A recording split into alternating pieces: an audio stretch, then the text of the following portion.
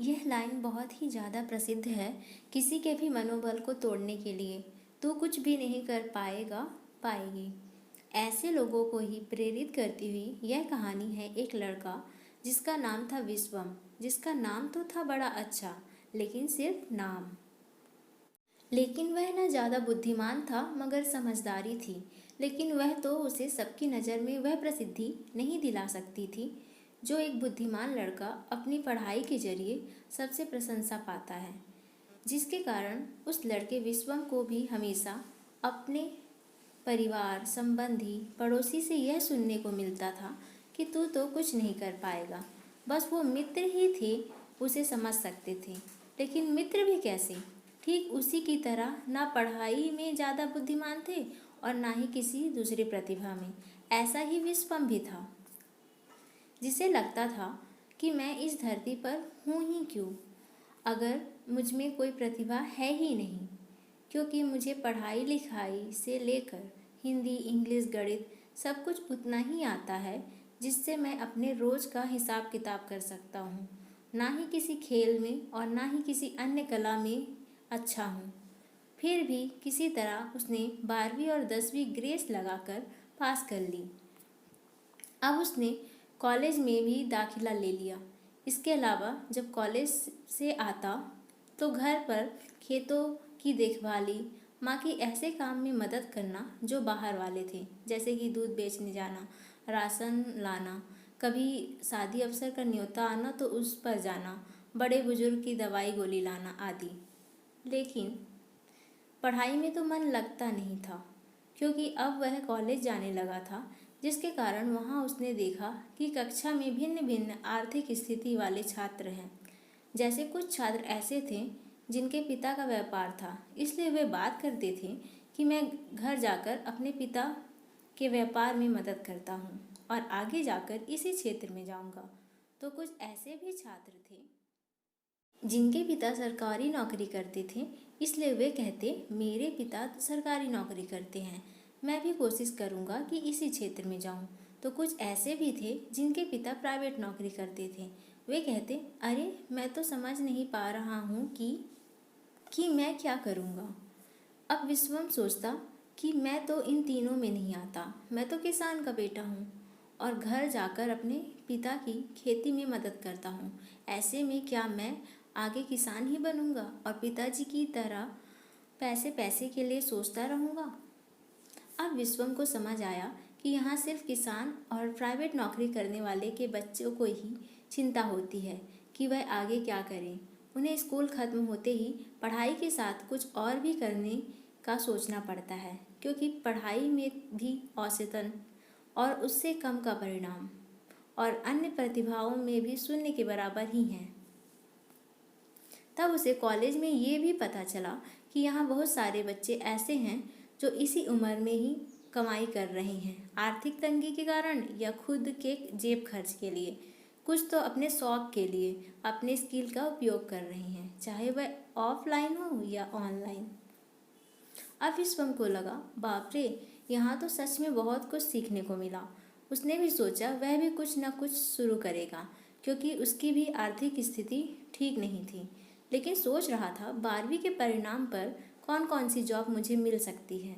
तब उसने उन सारी नौकरियों के बारे में पता करके उनकी लिस्ट बनाई, जैसे guard, computer, photocopy, insurance agent, इसी तरह के कुछ पद सरकारी विभाग में भी हैं जो 10वीं और 12वीं के परिणाम पर आते हैं। लेकिन मैं पढ़ाई में तो कुछ खास नहीं, तो मेरा चुनाव तो ना के बराबर ही है, चाहे वह मेरिट सूची पर हो या परीक्षा देकर, दोनों में ही मैं बेकार हूँ। तब उसने सोचा चलो देखता हूँ कि ऑनलाइन क्या काम होते हैं, और उसे पता चला ऑनलाइन तो ढेर सारे काम हैं और उसमें किसी को भी अनुभव या स्किल होना चाहिए। और एक बात पता चली कि ऑनलाइन दुनिया में सच से ज़्यादा दिखावटी था। विश्वसनीय तो था लेकिन समय बर्बाद भी होता था, अगर सफल नहीं हुआ तो, लेकिन अनुभव मिलता है। उसने सोचा ना तो मेरे पास कोई स्किल और ना ही अब तक 12वीं पूरा करते करते मैंने कोई भी अनुभव पाया है, जैसे कि लिखने, पढ़ने, बोलने, खेलने, नाचने, गाने, चित्र बनाने आदि किसी भी कला में मैंने कभी अच्छा नहीं किया और दोस्तों की बात को झूठ समझकर आगे ढूंढना बंद कर दिया। उसने ना ही ऑफलाइन कहीं कुछ ढूंढने का प्रयास किया। अब विश्वम अपने घर के खेत पर बैठे हुए सोच रहा था, सच में मैं कुछ नहीं कर सकता हूँ। और उदास होते हुए कभी आसमान की तरफ तो कभी खेत की तरफ देख रहा था। तभी उसकी माँ बुलाती है और कहती है, बेटा ले जा इस बूढ़ी माँ को बस तक पहुँचा दे और इनका सामान तो ही पकड़ना और इन्हें बस में बैठा कर ही घर आना। इनका हाथ पकड़ कर रखना बेटा। विश्वम ने उदासी भरे शब्दों से हाँ कह दिया। अब रास्ते में बूढ़ी माँ का सामान और उनका हाथ पकड़कर रास्ते में ले जाते हुए वह अपनी उदास होने का कारण भूल गया, क्योंकि उसका पूरा ध्यान दादी माँ को अच्छे से बस तक पहुँचाने में था। और बस में बिठाकर जैसे ही वह आ रहा था, बूढ़ी माँ ने मुस्कुराते हुए कहा, तू हमेशा खुश रहे और तेरी मेरे से भी ज़्यादा लंबी उम्र हो बेटा। तब विश्वम ने देखा दादी माँ मुस्कुरा रही थी और फिर विश्वम बस से उतरकर तब तक खड़ा रहा तब तक बस गई नहीं और कंडक्टर से बोल भी दिया था कि इस बूढ़ी माँ को उनके जगह पर ही उतारना और उनकी मदद भी कर देना। लेकिन मन नहीं माना और दादी माँ को उनके घर तक पहुँचाने चला गया। उनके घर में पहुंचाकर दोपहर वहीं रहकर उसी बूढ़ी माँ के घर खा पीकर शाम होते होते घर पहुंचा। और अब ना ही वह उदास था, उसके मन में सुकून था जो उस बूढ़ी माँ की मदद करने से उसे मिली थी और चेहरे में मुस्कुराहट। जब वह घर लौटा तो उसके पिता ने कहा, बेटा जाकर देखो तो उस खेत में पानी दिया हूँ या नहीं, मेरे पैर में चोट लग गई है। वह तुरंत अपने पिता को डांटते हुए बोला, आपको कोई ज़रूरत नहीं है, मैं देख लूँगा, आप बस आराम कीजिए। और जब वह खेत की तरफ जा रहा था, उस बूढ़ी माँ की बात याद कर रहा था जो बूढ़ी माँ ने उसे घर आते समय बोला था कि सबकी मदद ऐसे ही करते रहे। तब उसे एहसास हुआ कि हाँ, भले ही मैं सबकी नज़र का हीरो नहीं हूँ, जिसके पास पैसा और प्रसिद्धि नहीं है, लेकिन मैं अपनी नज़र का हीरो हूँ। मेरा अस्तित्व ही इस बात का प्रमाण है कि मैं सब कुछ कर सकता हूँ, क्योंकि मेरे पिता भी एक किसान हैं और वह भी तो देश सेवा कर रहे हैं, लोगों को अन्न बेचकर।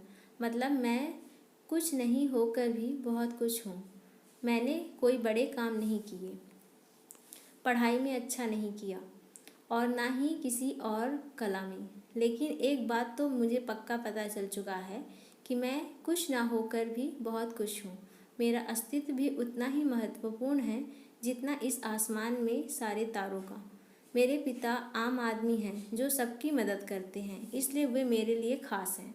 वे अपने काम से, अन्य से और उनकी चेहरे की मुस्कुराहट को ही अपनी पूंजी मानते हैं और मैं सबके लिए निकम्मा हूँ, लेकिन जिसने मुझे यहाँ अब तक जीवित रखा है उसके लिए कुछ ना कुछ का कारण हूँ।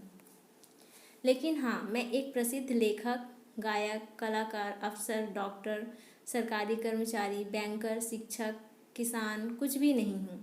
और ना ही मैं मजदूर, कुली, स्वीपर, सफाई कर्मी हूँ, जो कुछ ना होकर भी हमारे लिए बहुत कुछ हैं। लेकिन मुझ जैसे लोग हर जगह हैं, जो कुछ ना होकर भी कुछ हैं, जिनकी प्रसिद्धि दूसरों की भावनाओं में होती है, चाहे वह माता पिता की मदद करना हो या बूढ़ी माँ की मदद या किसी ज़रूरतमंद की मदद। लेकिन हाँ, हम प्रसिद्ध नहीं हैं दुनिया की नज़र में, मगर हम हीरो हैं खुद की नज़र के।